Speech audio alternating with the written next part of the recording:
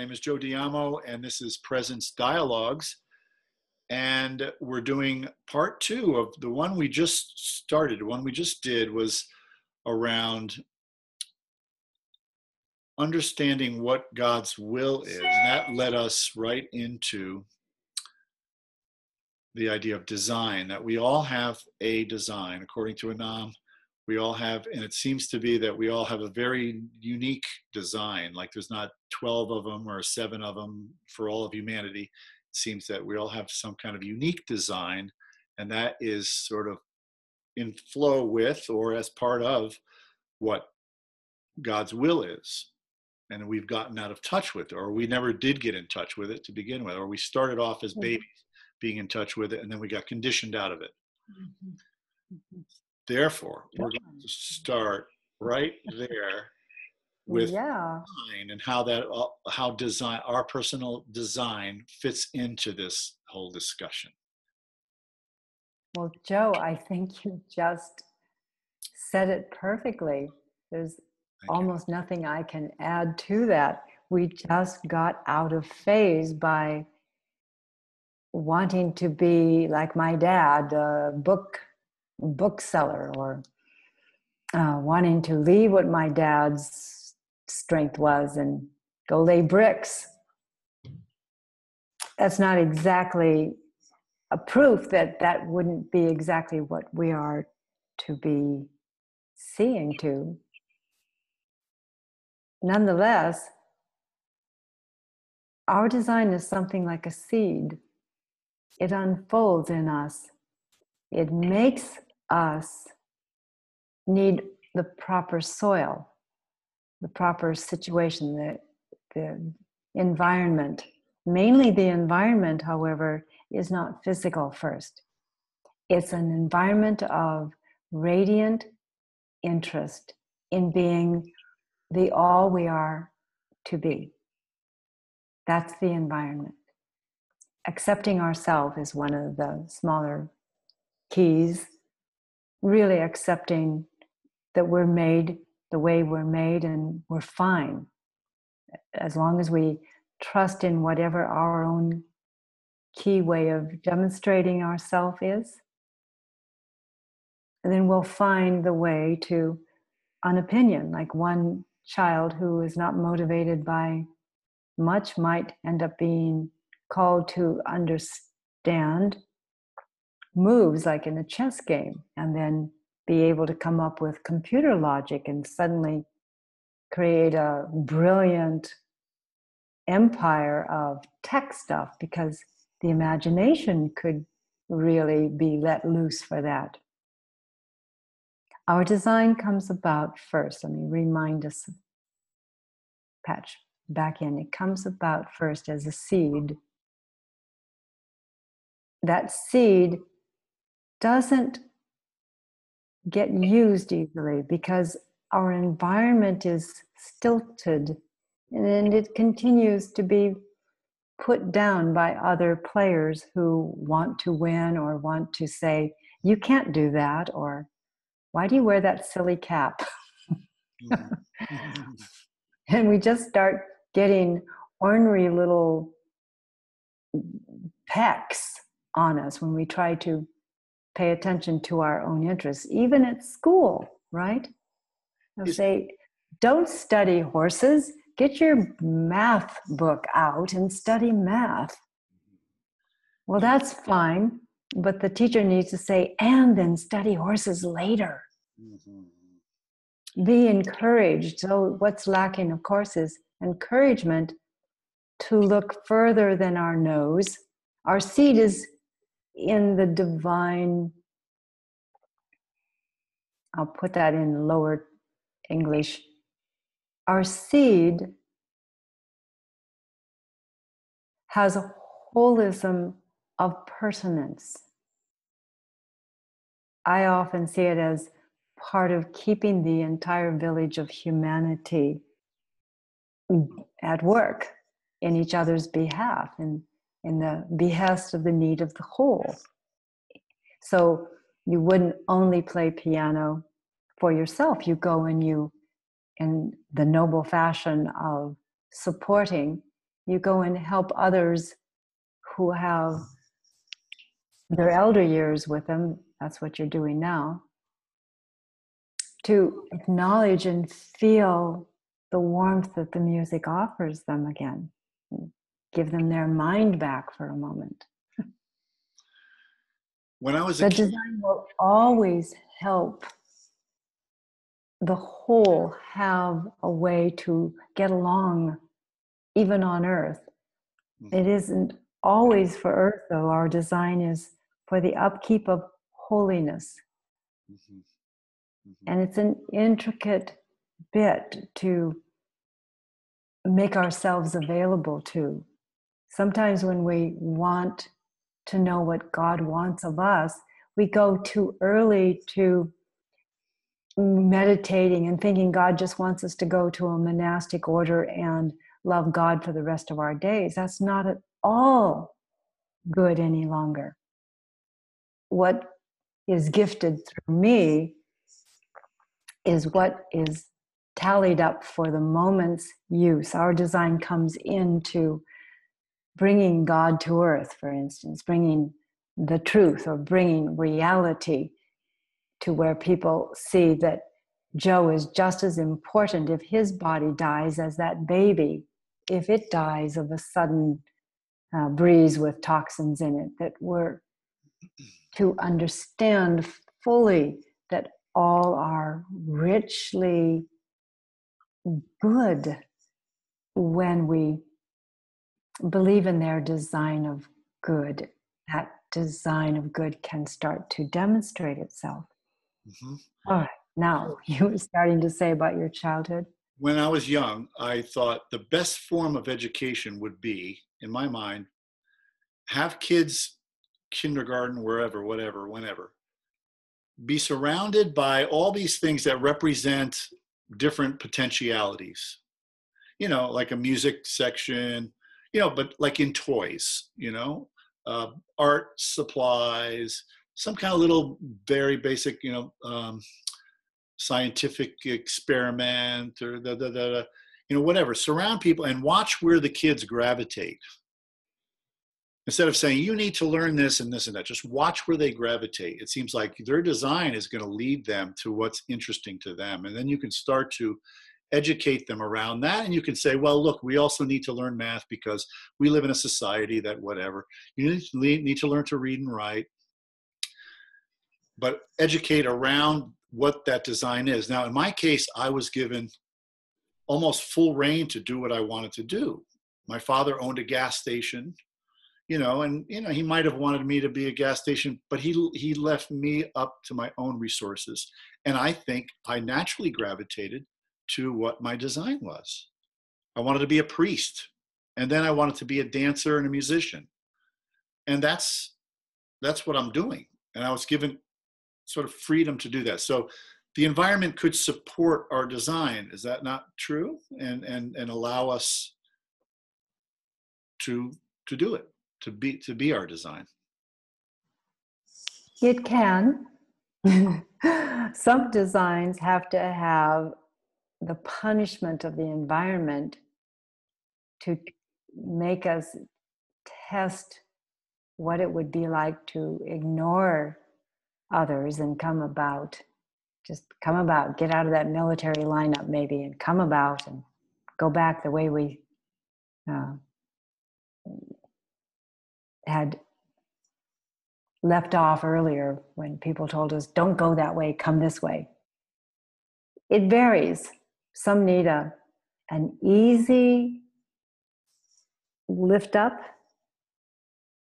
and some, by way of challenge, find their inner strength starting. Sometimes it also has to do with what in the East they call the Dharma. Having laid a lot of brick in other incarnations, you now need to unlay the brick and see what it's like to let Earth slowly grow back in the way it is intended. And it may take you a while to realize, no, you're not intended to be either a bricklayer nor a destroyer of, or a ruiner of buildings. That's just to move you into play again so that your very rich design will eventually have the terrain, the meaning of the inner state of alertness resuming in this receptive gate of inquiry. So you can find what you're to do. And maybe all of a sudden you'll stop being a musician and you start to build toys. And it won't surpass you. You go, oh, okay, did that.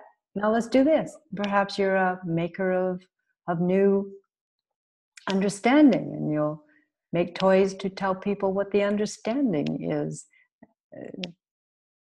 You don't know how the design is going to employ you. We can never assume we have it all, even when we're in the midst of making a bundle of money or not making any money at all. That's some of it. There's much on this, but it's harder to talk about this. It's easier to talk with individuals because it's unique to you and to you. So look at me when you talk, please. I'm gonna look at the top. Yeah. Look at that little, yeah. So everyone's design is unique. Are there sort of categories of designs? Like, like you have astrological types. Oh, yeah. There are sort of categories of designs, and then within that, everyone has their own unique. Right. Of it, right. That's true. There was once, I can play with this a little bit, a simple way to consider that there are 4 major ways that we come into our place of expression. One was called the child, which means the kind that stays very inquiry laden and somewhat interested by openness. Some of this style gets very lazy or doesn't know what to do because there are so many interests. But the child style has to do with the immediate expressive interest with what is here. There's a sage style, and that style is the kind who has inner knowing, and no one can tell that style anything.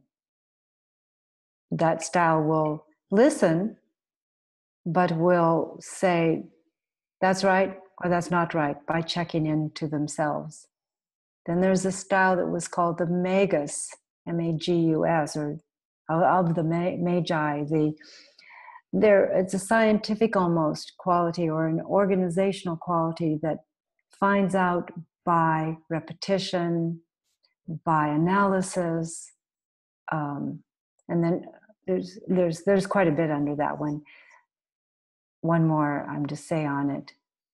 It initiates interest and then builds a way to observe them intricately. The final style is sometimes called the hermit. It needs to be alone, go alone, will not divide itself for anybody, doesn't always marry, sometimes can, but generally ignores the spouse. And in those 4 primary ways are thousands upon millions of diverse mannerisms. Variations. Yeah, very variations. Varied variations. But you're talking about 4 basic types. Right. Mm-hmm. And we fall under one often. Once in a great while, someone has more than one of those. But there's a primary and then a secondary. A secondary as well. Possibly. Okay. No, I'll just briefly say there's the expressive quality of the child. The child is a newcomer, always slightly naive or innocent, easily read as not fully mature yet. but the child becomes able to inquire, using over imagination sometimes, to inquire as to the problem being liquid or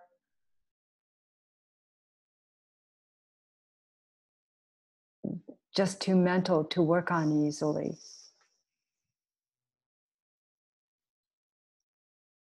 The other styles, like the sage, sometimes the sage or the magus or the hermit will go too soon to, I'll do this by myself, for myself, or in the style of the magus, will do it for you and not get a complete viewpoint, whereas the child wants to tag along with all kinds of interests and see what they're all for. Within the different categories, you can have a childlike quality as a magus or as the hermit. Like a secondary quality, in other words? Right.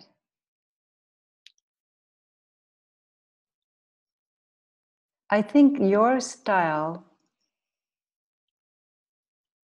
see if I can find it, goes within a combo of hermit and magus, surprisingly.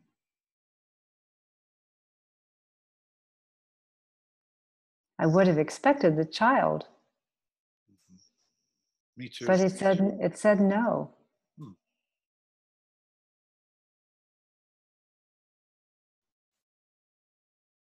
Probably because in trying to interpret by a few sentences, it's just too shallow. So let's go back and look at the child. Let's find perhaps a more significant word. It's what comes forth via a problem as at least part of an answer. The child is an answer to what has come before. Which is why it might make it easier to say, no, you're not coming as part of an answer, Joe. You're still experimenting. You're still wondering. The magus and the philosopher and the hermit go very well together. You want to understand things.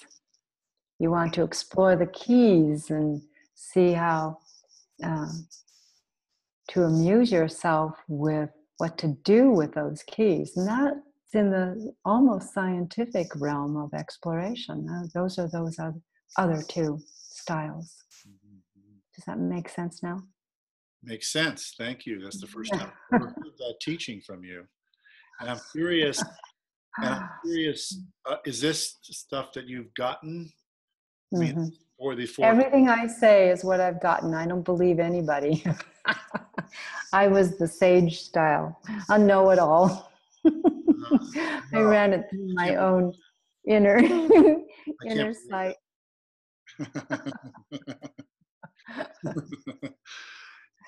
Okay, maybe this is a good place to stop. Thank you so much Yes, for all this. This is really great. You're Thank you. welcome. Namaste. And namaste. And for Presence Dialogues, this is Joe Diamo speaking to Annam. Stay tuned for further episodes. Thank you.